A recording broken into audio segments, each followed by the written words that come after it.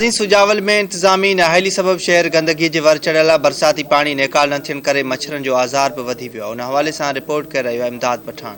नाज़रीन, टाउन इंतजामिया सिजावल पारां शहर की सफ़ाई न करण, गटर नालन जो टुटल हुअण सबब अञा शहर में बरसाती गटरन जो गडियल बदबूदार पानी निकाल न थियो, जंहिं सबब हर हंध गंदगी जा ढेर लगल आहिनि ऐं उन गंदगी सबब मच्छरन शहरियुनि जूं निंडूं हराम करे जीअण जंजाल करे रखियो आहे।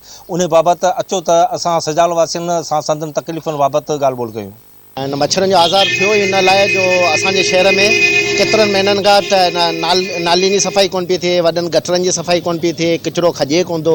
हाणे जेकॾहिं बरसाति पवंदी ज़ाहिरी ॻाल्हि आहे त उहे किचिरो ऐं जेके गंद किचिरो आहे उहो रोड ते ईंदो। तव्हां रोड जेके अॻे माना तव्हां ॾिसंदा जॾहिं बरसाति कोन पई त उहे अछा कलर हींअर उन जॾहिं तव्हां घुमंदा त उहो तव्हांखे ब्लैक बिल्कुलु ॾिसण में ईंदा। उहो इन लाइ जेकी मिटी खॼी कोन्हे उहा बरसाति में सॼी गप जी चिक थी करे उहा मथां आहे ऐं उन जे करे ई उते मच्छर पैदा थी रहिया आहिनि। सही इहो मच्छरनि जो आज़ार आहे।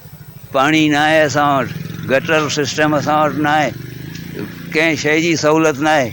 ऐं बरसातूं जेकियूं पयूं हुयूं उन में एतिरे क़दर जो इहो वार्ड नंबर 5 नवाज़ अली शाह मेला में एतिरी त गंदगी आहे जो साफ़ सफ़ाई आहे ई कोन्हे। वार्डनि जी हालत इहा आहे जो सफ़ाई न थियण जे करे गंदगी जा ढेर लॻा पिया आहिनि। वार्डनि जी तव्हां हालत ॾिसो छा हालत आहे। टाउन इंतज़ामिया दावा थी करे त असां शहर खे जेको सो बहितर खां बहितर बणाए रहिया आहियूं, पर आउं टाउन खां पुछणु थो चाहियां त हीअ किथे जो जेको सो इंसाफ़ आहे। तव्हां वार्ड विज़िट करियो, तव्हांखे हिकु बि सफ़ाई नज़र कोन ईंदी। टाउन इंतज़ामिया इंतिहाई नाअहल आहे। उते सिर्फ़ु हिकिड़ो ई ऑप्शन आहे त करप्शन करणी आहे। उते का बि फैसिलिटी माण्हुनि खे नाहे ॾियणी, का बि सहूलियत नाहे ॾियणी।